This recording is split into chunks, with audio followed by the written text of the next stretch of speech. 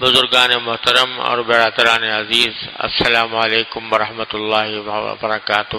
اس مہینے کو اللہ تبارک و تعالی نے اپنی کچھ مخصوص عبادتوں کے لیے منتخب فرمایا۔ یوں تو سارے ہی دن اللہ تعالیٰ کے بنائے ہوئے ہیں، کوئی بھی دن ایسا نہیں ہے جو اللہ تعالیٰ کی تخلیق نہ ہو، اور سب دن بظاہر دیکھنے میں یکساں معلوم ہوتے ہیں کہ سورج نکلتا ہے اور غروب ہو جاتا ہے، دن آتا ہے اور رات آتی ہے، لیکن کچھ مخصوص دنوں کو اللہ تبارک و تعالی اپنی خاص رحمت کے نتیجے میں کوئی خاص تقدس عطا فرما دیتے ہیں، اس لیے اس کی فضیلت دوسرے دنوں کے اوپر بڑھ جاتی ہے۔ سارے سال میں سب سے زیادہ تقدس جس مہینے کو اللہ تبارک و تعالی نے عطا فرمایا وہ رمضان المبارک کا مہینہ ہے، اور اس کو اللہ تبارک و تعالی نے اپنا مہینہ قرار دیا۔ رمضان المبارک کے بعد کوئی دنوں کا کوئی مجموعہ ایسا نہیں ہے جس میں اللہ تبارک و تعالی کو اپنی عبادت اتنی محبوب ہو جتنا یہ 10 دن ہے ذوالحجہ کے، جس کے 10 دن ہیں، عشرہ ذوالحجہ، یعنی ذوالحجہ کی پہلی تاریخ سے لے کر 10 تاریخ تک یہ 10 دن جو ہیں یہ عشرہ ذوالحجہ کہلاتے ہیں۔ اور ایک حدیث میں جو خطبے میں پڑھی جائے گی اس میں نبی کریم سرورت عالم صلی اللہ علیہ وسلم کا یہ ارشاد منقول ہے کہ ما من ایام احب الی اللہ ان یتعبد له فیها من 10 ذی الحجہ، یعنی سارے سال میں ظاہر رمضان کے بعد کوئی دن ایسے نہیں ہیں جن میں اللہ تبارک و تعالی کو اپنی عبادت اتنی زیادہ پسند ہو جتنی ذوالحجہ کے عشرے میں پسند ہے۔ عبادت خواہ کسی بھی قسم کی ہو، خاص طور پر یہ فرمایا کہ یعدل صیام کل یوم منہا بصیام سنہ، کہ اس کے ہر دن کا روزہ 1 سال کے روزے کے برابر ہے۔ ایک دن کا روزہ رکھے تو نفلی روزہ 1 دن کا رکھے تو ایسا ہے جیسے 1 سال بھر نفلی روزے رکھے۔ وقیام کل لیلۃ منہا بقیام لیلۃ القدر، اور ہر رات میں کھڑے ہونے سے مراد یہ ہے کہ نمازیں پڑھنا، نفلیں پڑھنا، تہجد پڑھنا، یہ برابر ہے لیلۃ القدر کے قیام کے۔ تو لیلۃ القدر تو رمضان میں آتی ہے اور متعین طور پر معلوم بھی نہیں ہے کہ کون سی رات یوم لیلۃ القدر ہوگی۔ آخری عشرے کی کوئی بھی طاق رات لیلۃ القدر ہو سکتی ہے، لیکن ان راتوں کے بارے میں رسول کریم صلی اللہ علیہ وسلم نے فرمایا کہ ان راتوں میں جو عبادت کی جائے گی وہ لیلۃ القدر کی عبادت کے برابر ہوگی۔ اور صرف روزے ہی کی خصوصیت نہیں اور تہجد ہی کی خصوصیت نہیں، بلکہ فرمایا ہر عبادت، ویسے ہی دن میں بھی آدمی نفل پڑھے گا تو وہ اللہ تعالیٰ کو بہت محبوب ہے، دن میں پڑھے، رات میں پڑھے، تسبیح کرے، ذکر کرے، کلمہ پڑھے، تیسرا کلمہ سبحان اللہ والحمد للہ ولا الہ الا اللہ واللہ اکبر ولا حول ولا قوۃ الا باللہ العلی العظیم۔ تسبیح اور ذکر کا کوئی بھی عمل کرے گا وہ اللہ تعالیٰ کو اتنا محبوب ہے اس زمانے میں جتنا اور دنوں میں محبوب نہیں۔ درود شریف پڑھے، صدقہ کرے، وہ صدقہ جتنا اس زمانے میں محبوب ہے اتنا اور کسی زمانے میں محبوب نہیں ہے۔ اور ظاہر ہے جب اللہ تعالیٰ کو محبوب ہے تو اس کے اوپر اجر و ثواب بھی عام دنوں کے مقابلے میں زیادہ ہوگا۔ تو ہر قسم کی عبادت، چاہے وہ نماز ہو، چاہے وہ روزہ ہو،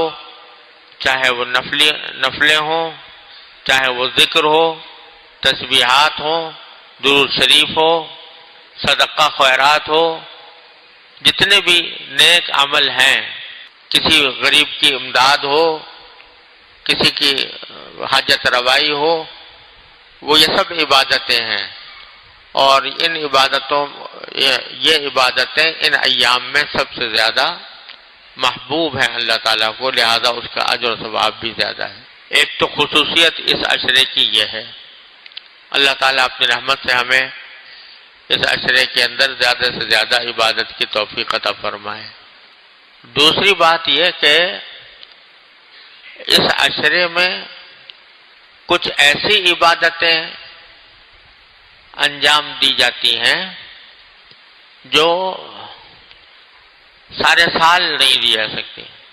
اللہ تعالیٰ نے انہی دنوں کو ان عبادتوں کے لیے مخصوص کر لیا ہے۔ مثلا حج ہے، حج جو ہے وہ صرف انہی 9 ذوالحجہ کو 8 سے شروع ہوگا، 9 ذوالحجہ کو عرفات میں سارے حاجی جمع ہوں گے، وقوف عرفات ہوگا، رکن اعظم جو ہے حج کا وہ 9 تاریخ کو انجام دیا جائے گا، اور پھر 10، 11، 12 کو جمرات کی رمی ہوگی، اور اس کے بعد پھر بس۔ اب یہ عرفات کا جو میدان ہے وہ سارے سال کھلا ہوا ہے، سارے سال کھلا ہوا ہے، لیکن 9 ذوالحجہ کے علاوہ کسی دن جا کے کوئی آدمی وہاں پر کھڑا ہو جائے تو حج ادا نہیں ہوگا، 9 ذوالحجہ کو جائے گا تو ادا ہوگا۔ تو اللہ تبارک و تعالی بعض اوقات یہ دکھاتے ہیں کہ کسی چیز میں اپنی ذات میں کوئی تقدس نہیں رکھا، جب ہم کہہ دیں گے اس وقت میں اس پر تقدس آئے گا۔ تو اب اگر آج بھی چلے جاؤ عرفات کے میدان میں، صبح طلوع آفتاب سے لے کر اور رات مغرب تک بیٹھے رہو، وہاں پر بیٹھے رہو، کھڑے رہو، عبادتیں کرتے رہو، وہ اجر نہیں ملے گا، بلکہ بدعت ہو جائے گا، بدعت ہو جائے گا، کیونکہ اللہ میں نے نہیں کہا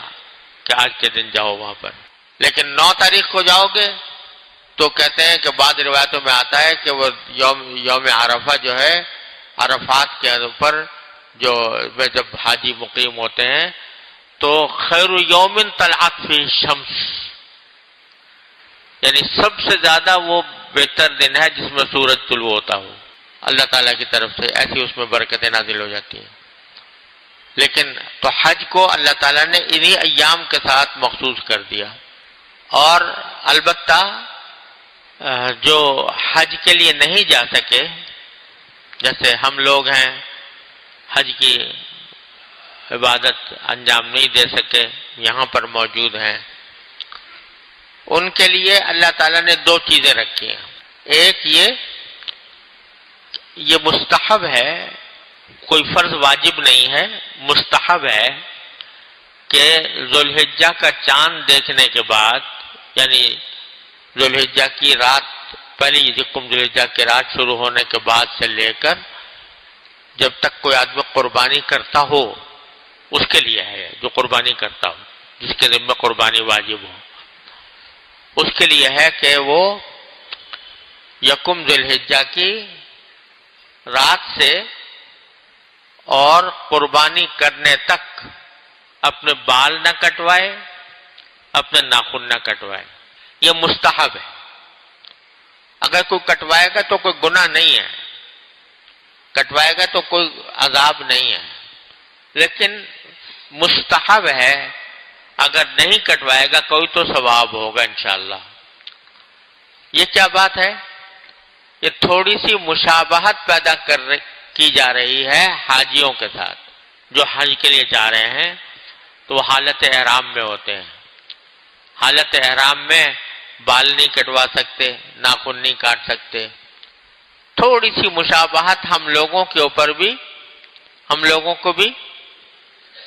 دے دی گئی کہ تم ان کے ساتھ مشابہت اختیار کرو۔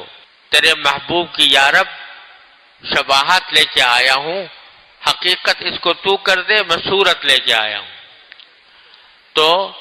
حاجیوں کے ساتھ ایک مشابہت پیدا کرنے کے لیے یہ امر مستحب قرار دیا تھا۔ ایک تو ہم لوگوں کے لیے یہ رکھا ہے اللہ تعالیٰ نے۔ دوسرا عرفے کا دن یعنی 9 ذی الحجہ، اس کو روزہ رکھنا۔ ویسے تو روزہ یہ پورے عشرے کے اندر اس کی بڑی فضیلت ہے،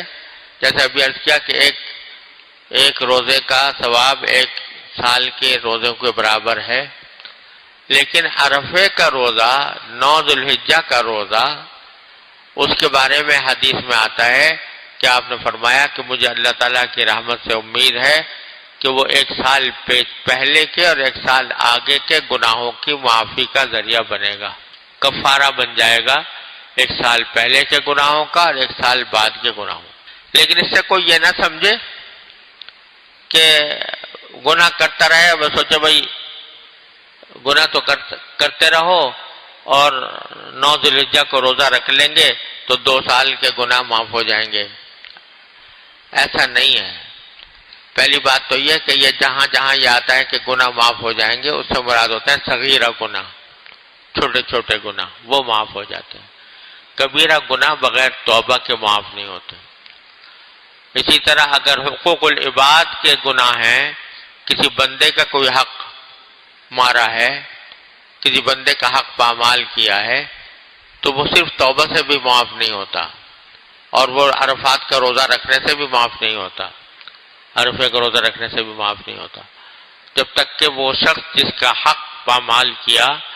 وہ جب تک معاف نہ کر دے یا اس کو حق ادا نہ کر دے۔ لیکن بہرحال یہ فضیلت ہے کہ صغیرہ گناہ 2 سال کے معاف ہو جاتے ہیں عرفات کا روزہ رکھنے سے۔ یہ بھی ایک ہم جو لوگ حج کو نہیں گئے وہ عرفے کے دن روزہ رکھ کے یہ ثواب کما سکتے ہیں۔ اور پھر ایک عبادت